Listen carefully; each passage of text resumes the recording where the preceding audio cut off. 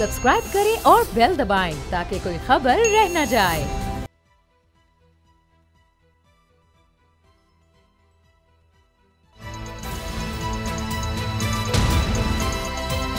अब पता चला। बिस्मिल्लाहिर्रहमानिर्रहीम, अस्सलाम वालेकुम। मैं हूं मोहम्मद उसामा गाजी और आप देख रहे हैं अब पता चला। आज खबर कोई नहीं, आज नोहा खानी है। यूनान के साहिल पर डूबकर मर जाने वाले सैकड़ों हजारों ख्वाबों की नोहा खानी। दर हकीकत यूनान के साहिल पर पड़ी ये बेगोर व कफन लाशें नहीं, ये तो पाकिस्तानियों के मरे हुए ख्वाब हैं। अच्छी तालीम और तरबियत का ख्वाब, भूख से बिलखते बच्चों को पेट भर कर खाना खिलाने का ख्वाब, गुर्बत से जान छुड़ाने का ख्वाब। हर लाश की एक से बढ़कर एक दर्दनाक कहानी है। सोचता हूं तो कांप जाता हूं कि जिस वक्त सुहाने ख्वाबों से लदी ये कश्ती उल्टी होगी तो क्या क़यामत का मंजर होगा। इन बेबसों के लब पर क्या फरियाद होगी। सवाल ये भी है कि क्यों, आखिर क्यों अधूरे ख्वाब और हिजरत दर हिजरत हम पाकिस्तानियों का मुकद्दर है। 1947 में आज़ाद वतन का ख्वाब था जिसकी खातिर लाखों इंसानों ने घर बार छोड़े, बेटियों की इज्जतें लुटाई, प्यारों की लाशों को पीछे छोड़ा और जान बचाकर पाकिस्तान की तरफ हिजरत की। मगर सितम देखिए कि इन कुर्बानियों का सिला क्या मिला। ख्वाब अधूरे के अधूरे रहे। वतन मिल गया, आज़ादी मिल गई, मगर 76 साल हम दायरे में ही सफ़र करते रहे। क्या ये सितम नहीं कि 2023 है और पाकिस्तानियों को फिर अपने और अपने बच्चों के बेहतर मुस्तकबिल के लिए इसी आज़ाद वतन से हिजरत करना पड़ रही है। कल हिंदुस्तान में सब कुछ लुटा पुटा कर आए थे, आज यूनान के साहिल पर सब कुछ लुट पुट गया। आज ये लाशें सवाल करते हैं कि क्या इसीलिए हमारे बाप दादा ने 1947 में कुर्बानियां दी थी कि यहां अशराफिया की हुकूमत अशराफिया के जरिए और अशराफिया के लिए कायम हो। ये सिर्फ दावा नहीं, हकीकत है। घिन आती है, घिन। ये सोच कर के खजाना खाली है, डिफॉल्ट का शोर मचा है और ये तजर्बाकार हुकूमत लूट मार से फिर बाज नहीं आ रही। अवाम के लिए एक धेला देने को राजी नहीं और चेयरमैन सेनेट के लिए मराद के अंबार लगाए जा रहे हैं, वो भी नया बिल मंजूर करके, जिसमें महाना 50,000 रुपए इजाफी अलाउंस, 2.5 लाख रुपए महाना मकान का किराया देने की मंजूरी दी गई। इसके अलावा सरकारी रिहाइशगाह के लिए फर्नीचर के लिए 50 लाख बैरून मुल्क सफर पर नायब सदर का प्रोटोकॉल भी मिलेगा। इसके अलावा चेयरमैन सेनेट बैरून मुल्क सफर पर अपने घर का एक फर्द ले जा सकेंगे।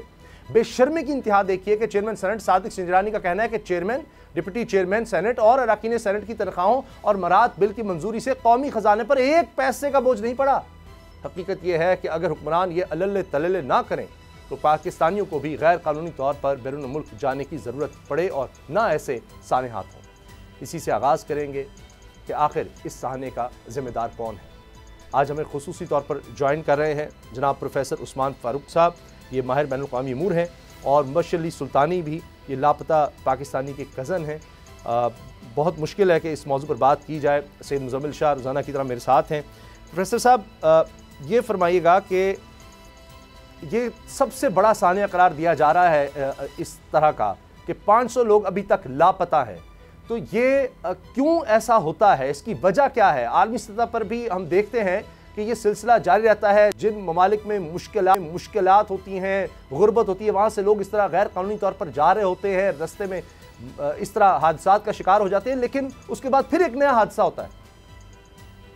उसामा, ये बिल्कुल ठीक कहा आपने कि ये रिसेंट हिस्ट्री में, अभी कुछ सालों में ये बहुत बड़ा सानिया है इस हवाले से, क्योंकि 2015-16 में जो फर्स्ट वेव आई थी रेफ्यूजीज़ की, वो 2016 में ही टर्की के साथ जब EU की एग्रीमेंट हुई तो उसके बाद वो किसी हद तक रुक गई।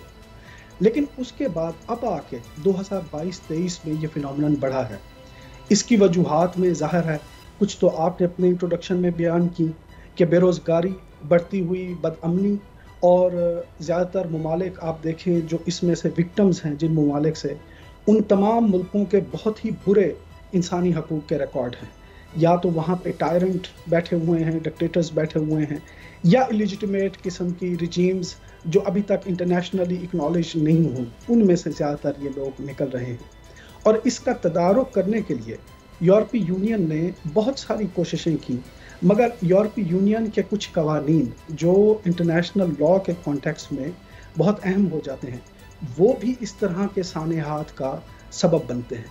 मिसाल के तौर पे अब जो फ्रंटेक्स है, जो यूरोपीय यूनियन की कोस्टल गार्ड एक फोर्स है, उसमें कुछ ऐसे कवानीन उसके बना दिए गए कि वो या तो डिले करते हैं रेस्क्यू करने में, ये एक डेलिब्रेट अमल होता है, या फिर वो लोग खामोशी से देखते रहते हैं, क्योंकि उनके कवानीन के मुताबिक अगर वो किसी किस्म की मदद की कोशिश करेंगे भी, एक डूबती कश्ती को बचाने की कोशिश करेंगे भी, तो वो कंप्लिसिट शुमार हो सकते हैं ह्यूमन ट्रैफिकिंग में, जिसके ऊपर बहुत ज़्यादा एक सेंसिटाइज कर दिया गया है यूरोपियन पॉलिसी मेकर्स को भी और लॉ मेकर्स को भी। तो इसके असबाब बेशुमार हैं। बैनुल-अक़वामी सतह पे, बैनुल-अक़वामी कवानीन में भी कुछ ऐसे मसाइल हैं, यूरोपीय यूनियन की अप्रोच में, पॉलिसीज़ में कुछ मसाइल हैं, लेकिन सबसे बड़ा इसका सबब बिल्कुल ही बदहाल इंसानी हकूक़ का जो हाल है इस वक्त चंद मुल्कों में, और बेरोज़गारी है, बदअमनी है, भूख है, अफलास है। इसे हम जनरली कहते हैं कि एक डेस्परेट एक्ट है, क्योंकि इन लोगों को पता होता है कि ये किस तरह का सफ़र करने जा रहे हैं, इन्हें इल्म होता है कि इन्हें किस तरह के मुश्किलात का सामना करना पड़ेगा, मगर उसके बावजूद भी ये लोग उस सफ़र के लिए तैयार हो जाते हैं, जिस पे किसी हद तक कहा जा सकता है कि मौत बहुत बहुत यकीनी बदकिस्मती से होती है। जिस तरह आपने जान के ख़तरे का जिक्र किया, इसी पर हम बात करते हैं। मुबशर अली सुल्तानी लापता पाकिस्तानी कज़न है, ये बताइए कब गए थे आपके कज़न, और अभी तक क्या इतलात मिल सकी उनके हवाले से? आपका राब्ता किसी से हुआ है? जी, मेरे कज़न जो थे तकरीबन 15-16 मार्च को यहाँ से गए थे, तो उनसे राब्ता रहा हमारा 9 जून तक। तो 9 जून से लेके अभी तक कोई कांटेक्ट नहीं है। जहाँ से भी हमें रिपोर्ट या कुछ भी मिल रहा है जी कि कोई कहते हैं हॉस्पिटलाइज हैं, कोई कहते हैं डेथ हो गई है, इस तरह के बस हमें जो है ना राब्ते में यही मिल रहा है। अभी तक तो हमने फैमिली में भी यही नहीं बताया कि उसकी डेथ हो गई है या वो हॉस्पिटलाइज है। हुकूमत में से किसी से राब्ता हुआ या किसी ने आपसे कांटेक्ट किया कि वहाँ से कुछ पता करा सकें? कोई भी हुकूमत ने तो कोई भी राब्ता नहीं किया है। तो हमारे घर साबिक वज़ीर आज़म आज़ाद कश्मीर राजा फ़ारूक हैदर साहब तशरीफ लाए थे कल, तो उन्होंने इज़हार तज़ियत भी किया है। तो इस पे उन्होंने ये भी कहा था कि हम भी पाकिस्तान गवर्नमेंट से राब्ते में हैं, तो आपकी इमदाद के लिए या जो भी करवाइयाँ हैं हम आपके साथ हैं, इसमें खड़े हैं। तो मुझे क्या वजह हुई जाने की? हालात क्या थे जिनमें वो जाना पड़ा है? उनके क्या शादीशुदा है? नाम क्या है? नाम है जी उनका, उसका अनाम शफाइत। अभी 18 साल उसकी एज हुई है, तकरीबन ये 5वें महीने में। तो ये है कि जाने की वजह तो हमारे मुल्क के माशी हालात हैं, इतनी महंगाई हो गई है, फैमिली का निज़ाम चलना बहुत मुश्किल है। वो भी एफएससी कर रहा था, एफएससी से ही छोड़ के गया है। तो इतनी ये महंगाई में घर का निज़ाम 3, 4, 5, 6 फैमिली मेम्बर हों या 2 भी हों तो इतना आजकल इशू बन जाता है। तो बेरोजगारी असल वजह है। मुबशर, बहुत से लोग ऐसे भी हैं जिन्हें बताया गया था कि ये लीगल तरीके से भेज रहे हैं इन लोगों को। आपके कज़न भी क्या उनमें शामिल थे या उनको पता था कि ये इल्लीगल तरीका है लेकिन मजबूरी है, जाना पड़ेगा? जी, बेसिक जो अफवाहें मिलती रही हैं या सुना है, शुरू में यही सुना था कि यहाँ से बाई एयर लीबिया जा रहे हैं। किसी को पता तो नहीं था ना कि बाई एयर लीबिया पाकिस्तान से फ्लाइट नहीं जाती। तो अभी जो हमें कुछ इन्फॉर्म हुआ है कि ये यहाँ से कराची गए और कराची से किसी और कंट्री गए हैं, तो वहाँ से लीबिया गए हैं। और लोग भी हैं आपके इलाके के, कोई जानने वालों? जी, काफी सारे हैं। एक उसका दोस्त है, आकाश गुलजार नाम है उसका, वो 2 भाई हैं, उनके अब्बू की ऑलरेडी डेथ हो चुकी है। तो काफी सारे, यानी जो हमारी तहसील खुईरट्टा है, डिस्ट्रिक्ट कोटली और डिवीजन मीरपुर, तो खुईरट्टा के तकरीबन अभी तक जो मुझे सुनने में भी आ रहा है कि खुईरट्टा के तकरीबन अभी 20 से 25 लोग लीबिया में मौजूद हैं, जिनकी जो गैंग होगी ये डेंकी की, ये पता नहीं किस डे या इन डेज में या इससे आगे कभी जा सकती है वहाँ से इटली दोबारा, इसी रास्ते से जी, जिससे मेरा कज़न गया है ना, इसी से। आप हमें साथ में प्रोफेसर साहब से जी डॉक्टर साहब, आपसे जिस तरह से बड़ा कॉम्प्रिहेंसिवली आपने शुरू में एक्सप्लेन किया है, अब मसला ये है कि जिस तरह से इटली की प्राइम मिनिस्टर भी ऑन रिकॉर्ड हैं ये कहने में कि अगर कोई ऐसी वेसल या कोई कश्ती नज़र आती है तो उसको डुबा दिया जाए, इस हद तक वो इंसिस्ट कर रहे हैं कि इनको किसी सूरत अपने शोर्स पे लैंड नहीं होने देना।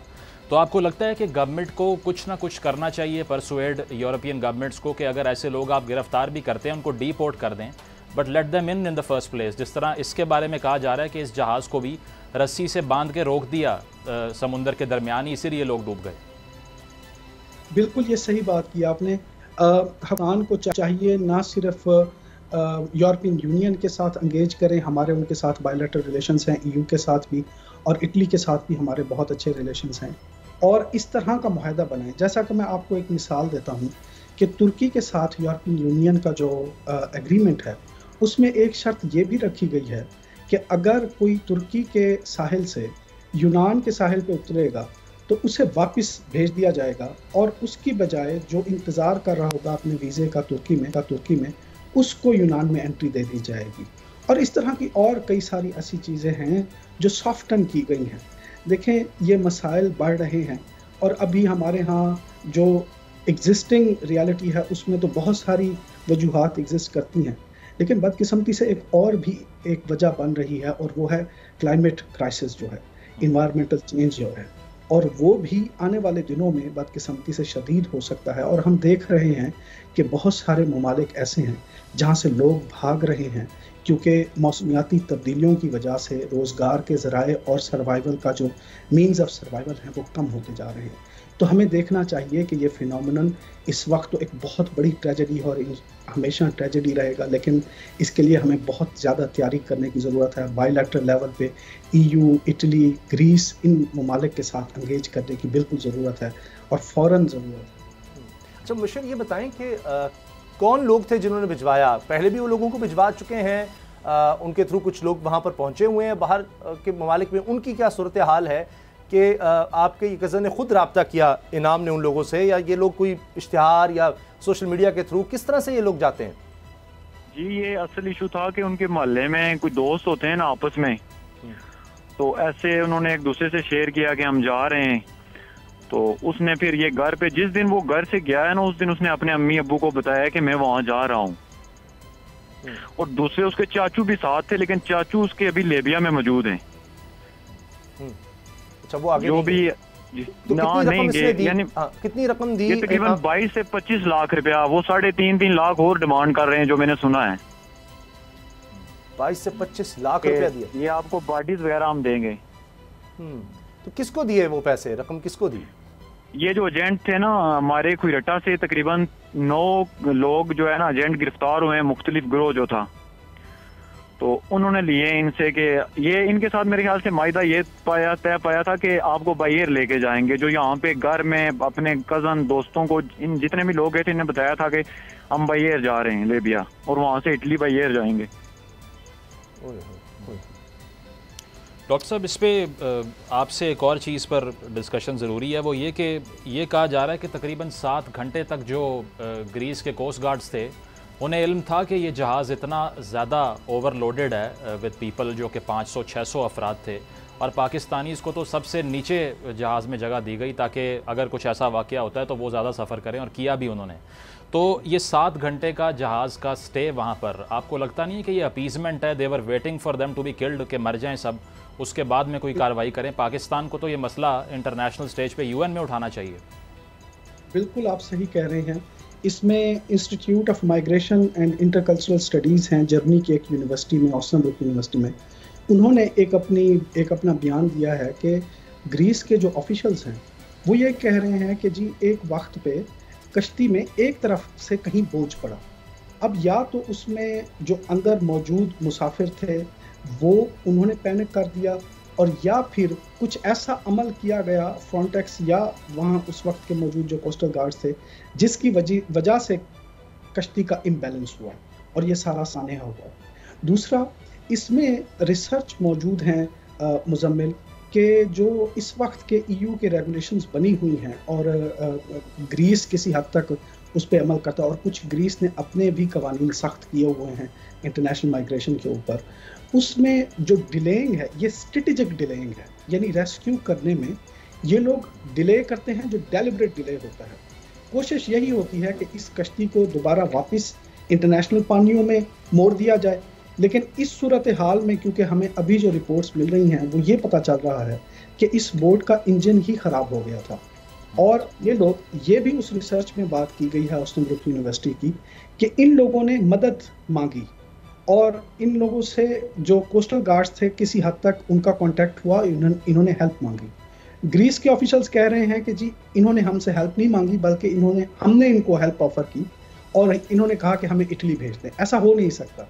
उस वक्त के जो अकाउंट्स आ रहे हैं, जो लोग मौजूद थे कश्ती में, वो बताते हैं कि हमने हेल्प मांगी क्योंकि डूबने से पहले ही फ्रेश वाटर ख़त्म हो चुका था, पीने का पानी ख़त्म हो चुका था और कश्ती के अंदर बहुत सारे हालात बेकाबू होने लगे थे, जिस वजह से इन्होंने मदद मांगी। तो ये तो एक ऐसी इंक्वायरी होनी चाहिए। अभी खबरें आ रही हैं कि यूनान ने भी 4 रुकनी एक कमेटी का ऐलान कर दिया है जो इसकी थॉरो इन्वेस्टिगेशन करेगी, लेकिन इसमें अक़वाम मुत्तहिदा को एंगेज करना चाहिए और अक़वाम मुत्तहिदा यकीनन इसमें एंगेज होगी और यूरोपियन यूनियन को, और हमें बहुत एक्टिवली इसको देखना चाहिए कि हमारे इस वक्त की खबरों के मुताबिक 400 के करीब हमारे पाकिस्तानी खदशा है कि इसमें जा हो सकते हैं। बिल्कुल डॉक्टर साहब, ये देखें ना, ये स्टेट लेवल पर तो रिस्पॉन्ड हम कर देंगे, लेकिन इंटरनली रिफॉर्म कहाँ पर करनी पड़ेगी, क्योंकि ये अनस्किल्ड लेबर है सारी, ये पढ़े लिखे अफराद नहीं हैं जो वीज़ा लेकर या किसी स्कॉलरशिप पे या वर्क वीज़ा पे जा सकें, इसीलिए वो ये रास्ता इख्तियार करते हैं। अब अगर फ्यूचर की बात करें तो अब भी तकरीबन 23 मिलियन बच्चा स्कूलों से बाहर है। कल को जब वो टीन एज में जाएंगे तो उनमें से भी मेजॉरिटी यही कोशिश करेगी किसी तरह यूरोप पहुँच जाएँ। तो इंटरनली पाकिस्तान के अंदर क्या रिफॉर्म करें कि ऐसे वाक़यात ना हो दोबारा? देखिए, सबसे पहले तो जो लॉ इन्फोर्समेंट एजेंसीज़ हैं उनको अपना इस मामले में जो फ़र्ज़ है वो अदा करना चाहिए। उन लोगों को पकड़ के या उन लोगों के ख़िलाफ़ कार्रवाइयाँ करके जो इसमें मुलविस हैं। अभी आपने एक विक्टिम के फैमिली मेम्बर को अपने साथ लिया हुआ है, मुबशिर साहब को। मेरा इनके लिए दुख का भी मैं इजहार करता हूँ इनके साथ के, इनके और बाकी जितने ख़ानदान का नुकसान हुआ है। ये सब लोग मौजूद हैं, इन्हें पता है कि किसने किसके साथ क्या रब्ता किया, किस तरह की उनसे पैसे लिए गए और फिर उनको किस तरह झूठे ख्वाब दिखाए गए। ये बहुत ज़रूरी है और इनको पकड़ना, इनका कलाकमा करना, और इसमें मैं आपको यकीन से कहता हूँ कि यूरोपियन यूनियन भी और अक़वाम मुत्तहिदा भी हमारे रियासत के, हमारी हुकूमत के तमाम इदारों के साथ मिल के काम करेगी, क्योंकि ये उनके लिए भी एक बहुत बड़ा मसला है। मुज़म्मिल, एक सिर्फ साइड नोट पे आपको बताता जाऊँ, इसी रेफ्यूजी क्राइसिस ने यूरोप के अंदर बहुत ज़्यादा पोलराइजेशन कर दी है और पॉपुलिज्म का एक राइज हो चुका है। लेकिन सबसे पहले तो ये है। दूसरा, हमें वैसा लोगों जो आप फरमा रहे हैं, हमें ये है ना कि वो डिमांड भी तो ख़त्म करने की ज़रूरत है कि ऐसे लोग पैदा ही ना हों। आखिर मुल्क में आप क्यों नहीं देखते कि इसके हवाले से कुछ किया जाता है? जिस तरह हम देख रहे हैं कि आज अगर कुछ हुआ है इस हवाले से, हमें अगर कानून साजी में नज़र आता है वो तो चेयरमैन सेनेट और उनके लिए मराद का जिक्र नज़र आता है, बिल पास होते नज़र आते हैं। इन लोगों के लिए कुछ नहीं। बिल्कुल आप सही कह रहे हैं। हमें एक कम्प्रीहेंसिव, मैं इसी बात की तरफ आ रहा था, हमें एक कम्प्रीहेंसिव स्ट्रेटेजी बनाने की ज़रूरत है। ना सिर्फ उन कमज़ोरियों का तदारुक करने की ज़रूरत है जिसकी वजह से ये होती है, बल्कि रोजगार के मौके पैदा करना। ये रोजगार और इन लोगों का सोचना होगा, ये सेंट्रिक अप्रोच होनी चाहिए किसी भी रियासत की, जो हमें नज़र नहीं आ रही। बहुत शुक्रिया आपका प्रोफेसर उस्मान फारूक साहब, और मशर अली सुल्तानी एमपी भी हमारे साथ थे, जिनके कज़न इनाम शफात लापता हैं। बहुत दुख होता है कि हमारे मुल्क में ऐसे हालात हैं। बहरहाल हम ब्रेक लेंगे और ब्रेक के बाद मिलेंगे।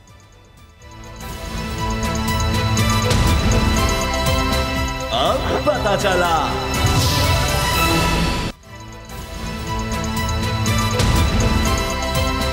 अब पता चला।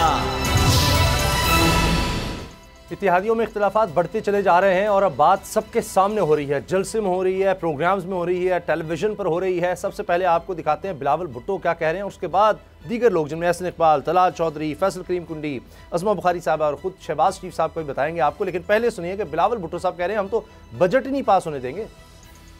पाकिस्तान पीपल्स पार्टी जनरल इलेक्शंस के लिए भी तैयार है और इंशाअल्लाह ताला यही पैगाम हम अपना इत्तेहादियों को देंगे कि आए, हिम्मत पकड़े, आए, मैदान में आए, जो भी जीते इंशाअल्लाह ताला फिर उनका हक होगा कि वो आपका खिदमत करे।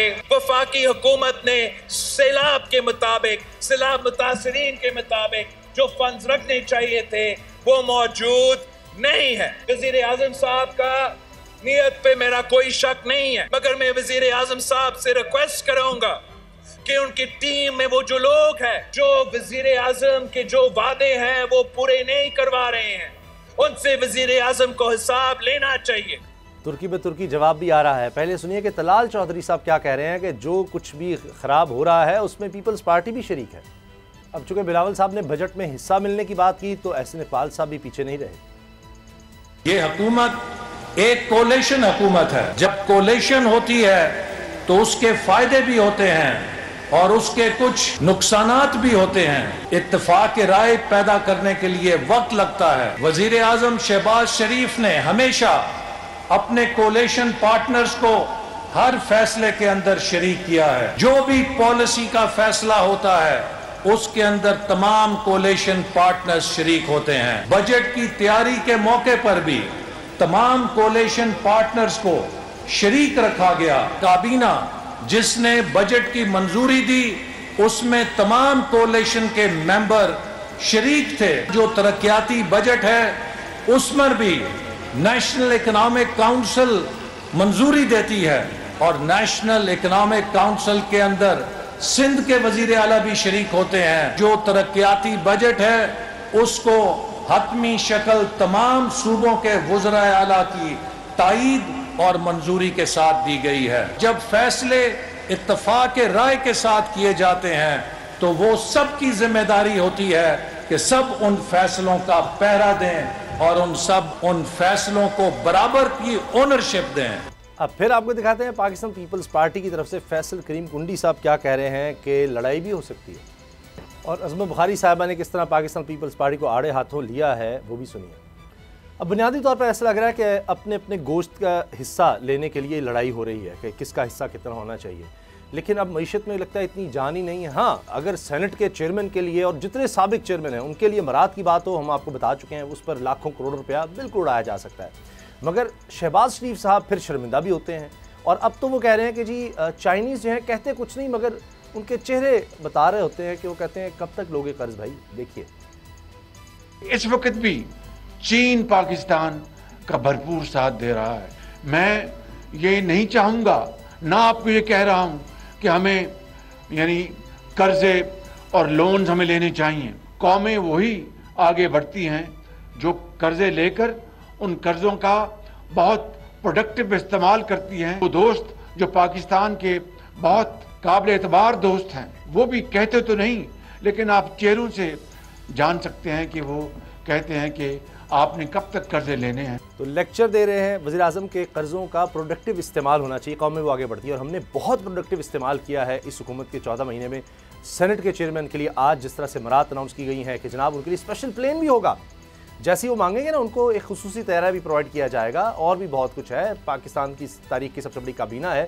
सिद्दीक जान, आपने चंद रोज़ पहले ही इस तरह की बातों का बता दिया था कि आने वाले दिनों में ये लड़ाई होगी, लेकिन ये हकीकी कुश्ती है या नूरा कुश्ती?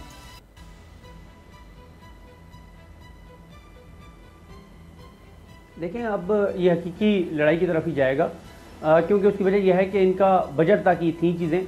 अब बजट में क्योंकि जो इन्होंने अपनी स्कीमें रखवानी थी, जो भी इन्हें फंड रखवाने थे उन्होंने रखवा ली हैं। अब अगर इन्होंने जाना है इलेक्शन में, और इलेक्शन में क्योंकि ये बात तो तय हो गई है कि ये अलग अलग इलेक्शन लड़ेंगे, तो जब अलग अलग इलेक्शन लड़ेंगे तो पीपल्स पार्टी ज़ाहिर है नून लीग को टारगेट किए बगैर कैसे वोट जो है वो ले सकती है। तो बिल्कुल ये एक फिर ज़ाहिर है थोड़ा सा मीडिया को आप मौज़ूआत भी देने हैं, क्योंकि अगर तहरीक इंसाफ को डिस्कस नहीं करना तो फिर कुछ ना कुछ तो ऐसा हो ना कि आप और हम प्रोग्राम में बात कर सकें। तो आज आप देखें हमने 6-7 शॉर्ट्स चलाए, बयान चलाए, हम बात कर रहे हैं, ये भी एक फ़ायदा हो जाएगा कि चलें इनकी आपस की लड़ाई चलेगी, लेकिन इसका इनको फ़ायदा नहीं होने वाला, चाहे ये नूरा कुश्ती है या ये हकीकी लड़ाई है। असल इसके कंसिक्वेंसेस को आप देखें, अवामी सतह पर इसके असरात को देखें, इनको नुकसान होगा, दोनों को नुकसान होगा। लोग कहेंगे कि अच्छा 15 माह तुमने मिल के खाया है, तुमने मिल के लूटा है, तुमने अपनी करप्शन लूट मार के लिए कानून साजी मिल के की है, तुमने अपने मफाद के लिए सब कुछ किया है। आज जो है वो तुम कह रहे हो कि वो गलत, और फिर इनका तो 30-40 साल से यही हालात है कि पहले एक जमात दूसरे को चोर डाकू और लुटेरा कहती थी, दूसरी उनको कहती थी। जरदारी साहब और नवाज शरीफ साहब के बयान एक दूसरे के साथ देख लें, जो बेनज़ीर भुट्टो के बारे में इन्होंने कहा हुआ है वो देख लें। फिर लेकिन होता ये रहा है कि पहले ये 2 पार्टियाँ होती थी, एक दूसरे को गालियाँ दे के इक़्तिदार में आ जाती थी, दूसरी पहली को गालियाँ दे के अगली बार इक़्तिदार में आ जाती थी, और फिर दोनों ये करते थे कि जब इक़्तिदार में आते थे तो बस फिर वो उस पार्टी के खिलाफ कोई कार्रवाई उस तरह से नहीं करते थे। पूरी इनके 30-40 साल दौर में 3-4 ऐसे केसेस एक दूसरे के खिलाफ बनाए हैं, बाकी इन्होंने नहीं किया। बाकी ये रवैयाँ 2008 से लेकर 2013 तक देख लें कि क्या नहीं किया नून लीग ने पीपल्स पार्टी के खिलाफ।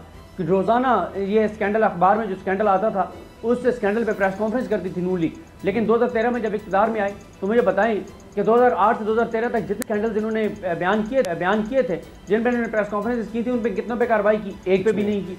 फिर उसके बाद आप ये भी देखें कि जब पीपल्स पार्टी के दौर में जब ये असरान केस वाले मामले में कहा गया कि जी FIA सारे मामले को देखे, तो क्या कहा था खुर्शीद शाह साहब ने कि जी हम नवाज शरीफ की दाढ़ी जो है वो FIA के हाथ में नहीं देंगे। तो ये पहले यही करते रहे कि एक दूसरे के खिलाफ बातें करते हैं, चोर डाकू लुटेरा कहते हैं एक दूसरे को। जरदारी साहब ने तो ये कहा कि अगर मैंने नवाज शरीफ को माफ़ कर दिया तो मुझे अल्लाह माफ़ नहीं करेगा, गली गली में लड़ूंगा। ये पाकिस्तान का मुजीबुर रहमान है, ये पाकिस्तान को ये पंजाब जो पाकिस्तान का पंजाब है ये भारत के साथ मिलाना चाहते हैं। इस तरह की उन्होंने बातें की हुई हैं। लेकिन बाद में फिर आपने देखा पिछले 15 माह से एक दूसरे पे सदकेवारी और कुर्बान जा रहे हैं, एक दूसरे से मोहब्बतों का इजहार। फिर जैसे मरीम नवाज साहबा का वहाँ पे इस्तकबाल किया गया। और अच्छा फिर आप एक और बात भी देखें कि जब PDM टूटी थी तो क्या बयान दिए थे। मरीम नवाज साहबा ने बिलावल भुट्टो जरदारी के बारे में कहा था कि नया पालक है, और बिलावल भुट्टो जरदारी ने कहा था कि हमारी रगों में तो वो खून नहीं है जो सिलेक्ट होने वाला है। एक और लाहौर का ख़ानदान है जिनकी रगों में ये खून दौड़ता है कि वो सिलेक्ट होते हैं हर बार, और वो किसी और की मदद से आते हैं और इस तरह की बातें। तो ये अब लड़ेंगे, लेकिन इस लड़ाई का अगर ये समझते हैं कि लोग ये कहेंगे कि अगर मैंने NTPM लैंड बोर्ड देना है तो मैं पीपल्स पार्टी को दे दूँ क्योंकि वो इस तरह का पोजीशन कर रहे हैं, तो ये फ़ायदा इनको बिल्कुल नहीं होने वाला। पाकिस्तान के लोग जानते हैं। और कल हमें मेरे बात करनी चाहिए जो मुल्क भर में जो चंद एक शहरों को छोड़कर लोड शेडिंग शुरू हो गई है। आप मुझे बताएं ना, मरीम नवाज साहबा ने 3-4-5 दिन पहले कहा था, नून लीग वालों को हिदायत की थी कि डोर टू डोर कैंपेन करें, और लोग तो इंतजार में है कि कब को नून लीग वाला नजर आए हमें। लोग तो इनको घरों में देखते तो अपने घरों में नहीं है, अपने डेरों पे नहीं है, अपने दफ्तरों में नहीं आते हैं। चाहे जाए कि ये जाएं लोगों के घरों में, जाएं तो सही जरा। जो 12-14 घंटे की लोड शेडिंग लोग भुगत रहे हैं, लोग मुंतजिर हैं। अच्छा ये बताएं मुजम्मिल के ये अब पॉलिटिकल स्टेबिलिटी का क्या होगा? वो तो बहुत ज़्यादा ज़रूरी थी, तो हुकूमत बनी इसके लिए थी, तो ये तो फिर लड़ाई हो गई। देखें, इसमें अगर नारा इनका ये था कि सियासत नहीं रियासत बचाने के लिए आए हैं, तो फिर अब सियासी पॉइंट स्कोरिंग के लिए ये बयानात फिर नहीं देने चाहिए थे। अगर तो आप एक जो है वो यूनिफाइड पॉलिटिकल फोर्स बन के सामने आए हैं कि एक तरफ तहरीक इंसाफ है और दूसरी जानिब तमाम पार्टियाँ इकट्ठी होकर पाकिस्तान को बचाने की स्ट्रगल कर रही हैं, तो फिर इकट्ठी ही रहना चाहिए था। या ये स्लोगन ना देते आवाम को कि हम इसलिए आ रहे हैं कि स्टेबिलिटी वापस आए। अब अगर पॉलिटिकल पॉइंट स्कोरिंग करनी है तो एहसन इकबाल साहब की ओपिनियन मैं समझता हूँ ठीक है इस पर कि वो कह रहे हैं अगर आपको इख्तलाफात हैं तो आप पार्टी मीटिंग्स में डिस्कस कर लें, काबीना के अंदर डिस्कस कर लें, जलसों में बात ना करें।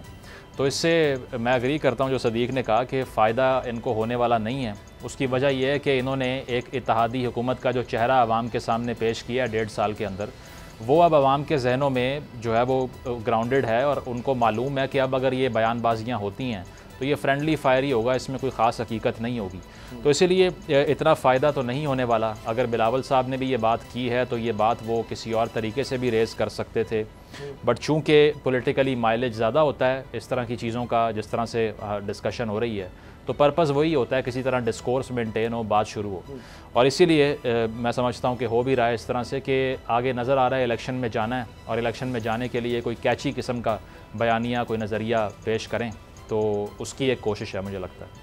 लेकिन ये मुज़म्मिल जो अब ये हो रहा है ऐसे तो लग रहा है कि जैसे बजट ही ना पास हो सके। अगर मेरा ख्याल हो जाएगा, लेकिन ये तो और ज़्यादा हमारे लिए इंस्टेबिलिटी, जो लोड शेडिंग का जिक्र कर रहे हैं, जो माशी मुश्किलात का जिक्र कर रहे हैं, आज एक और प्लांट बंद हो गया बड़ी गाड़ी कंपनी का, तो ये तो मियां नवाज शरीफ साहब वहाँ लंदन में इजलास बुला रहे हैं, अपने लोगों को निकाल रहे हैं, मिफ्ता इस्माइल को निकाल दिया, सदर को निकाल दिया नून लीग के सिंध के।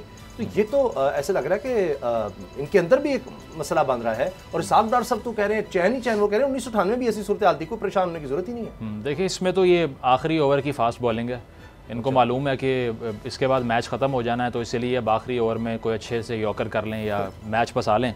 और इसी के लिए हम ये सब होता देख भी रहे हैं, क्योंकि अगर 13 अगस्त आखिरी तारीख है इस हुकूमत की, असम्बली की, तो फिर इसके बाद जो हुकूमत आएगी, अब उसमें जो निगरान वज़ीर आज़म है उनके भी नाम गर्दिश कर रहे हैं। मुनासिब नहीं है कि इतनी जल्दी उनको डिस्कस किया जाए, लेकिन जिस तरह की शख्सियात हैं उसके ऊपर भी ये ज़ाहिर हो रहा है कि किस तरफ टिल्ट होगा, क्या होगा।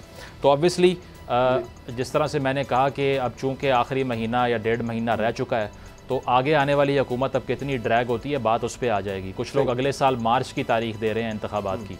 तो वो देखते हुए अगर अगला सेटअप तकरीबन 8 महीने, 9 महीने, 10 महीने निकालता है, तो उससे पहले कुछ ना कुछ ऐसा करके जाएंगे ये कि बाद में आवाम को कह सकें कि हमने तो कहा था ये बजट भी ठीक नहीं है और पॉलिसीज़ भी ठीक नहीं है गवर्नमेंट की, ताकि निगरान सेटअप अपने सर पे सब कुछ ले ले, सबको क्लीन चिट मिले और उसके बाद इंतखाबात का आगाज़ हो। तो फिर कौन जवाबदेह होगा सदीक जान? ये जो 15 महीने में इस मुल्क के साथ हो गया है, 76 साल की तारीख की बदतरीन कारकर्दगी हम हर लिहाज से देख रहे हैं।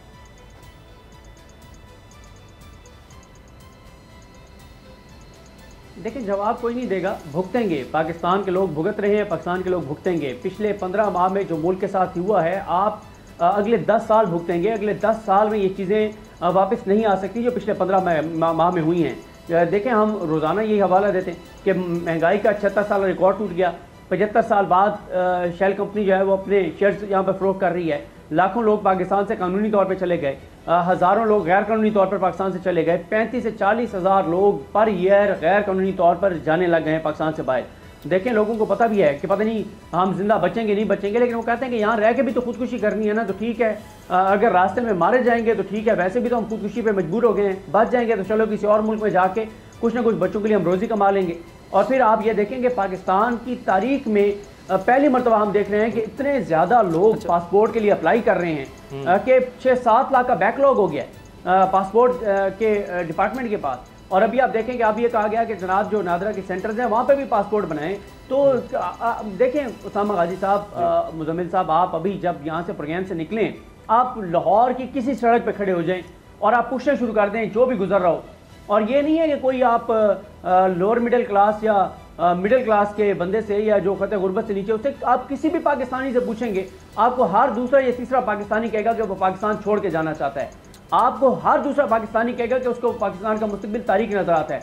आपको हर दूसरा पाकिस्तानी कहेगा उसको कोई उम्मीद नजर नहीं आती, उसको कोई रोशनी नजर नहीं आती, उसको मायूसी नजर आ रही है, उसको अंधेरा नजर आ रहा है। ये किसकी वजह से है? ये पिछले 15 माह की वजह से है, जब पिछले 15 माह में इन 13 जमातों ने सिवाय अपने ज़ाती मफादात के अवाम के लिए तो किया ही कुछ नहीं है।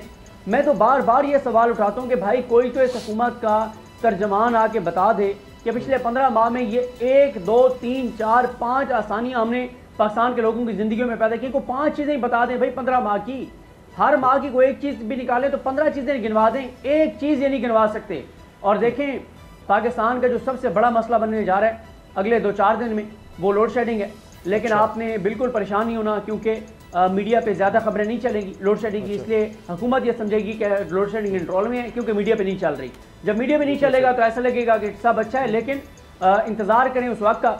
और मैं ये कहूँगा कि जो मरीम नवाज साहब नून लीग वालों को कहा है ना कि डोर टू डोर कैंपेन शुरू करें, बहुत ज़बरदस्त है। बस एक मेरी रिक्वेस्ट है कि नून लीग का जो भी रहनुमा डोर टू डोर कैंपेन के लिए जाए, मकामी मीडिया को जरूर बता दें, अभी तो कैमरे सारे साथ हों, क्योंकि वो जो रिकॉर्डिंग्स होंगी ना उसमें से 90% तो हम चला सकेंगे, क्योंकि हम चलाएंगे। अभी तो लंदन में इजलास होना है, पहले तो वहाँ से एडजस्टमेंट किस तरह करनी है, किसको निकालना है, किसको रखना है, अभी तो चीज़ें वहाँ पर हैं। जब लोगों में आएंगे तो फिर पता चलेगा। प्रोग्राम देखने का शुक्रिया, इजाज़त दीजिए, अल्लाह हाफ़िज़।